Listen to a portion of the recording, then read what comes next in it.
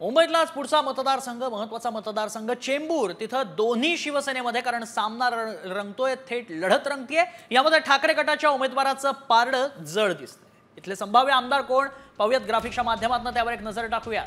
नक्की चेंबूर या मतदारसंघामध्ये ठाकरे विरुद्ध शिंदे अशी लढत बघायला मिळते। दोन्ही शिवसेना उभ्या ठाकल्या होत्या आमने सामने। मात्र संभाव्य आमदार ठाकरेंचे दिसतायत। प्रकाश फातर्पेकर यांना संभाव्य आमदार सध्या तरी हे चित्र बघायला मिळते। त्यांच्या विरोधात शिंदे गटाकडून तुकाराम काते यांना उमेदवारी मिळाली होती।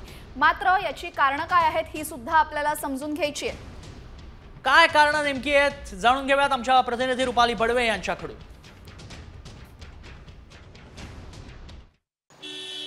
चेंबूर मतदारसंघामध्ये धनुष्यबाण विरुद्ध मशाल अशी लढत होत असल्यामुळे सगळ्यांचंच लक्ष या मतदारसंघाकडे लागलेलं आहे।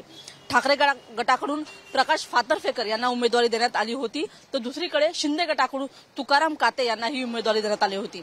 मागच्या निवडणुकीमध्ये आपण बघितलं तर प्रकाश फातर्पेकर हे विजयी झाले होते, तर काँग्रेस आणि वंचितमुळे खरं तर फटका बसल्याचं सुद्धा पाहायला मिळालं होतं।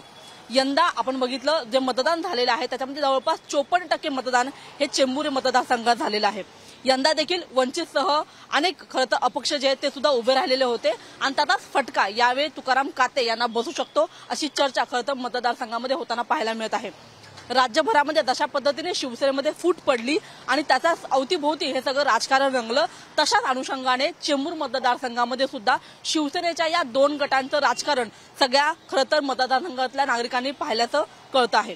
आणि त्याच्याचमुळे जो पारडं जड आहे ते प्रकाश फातर्पेकर यांचं आहे।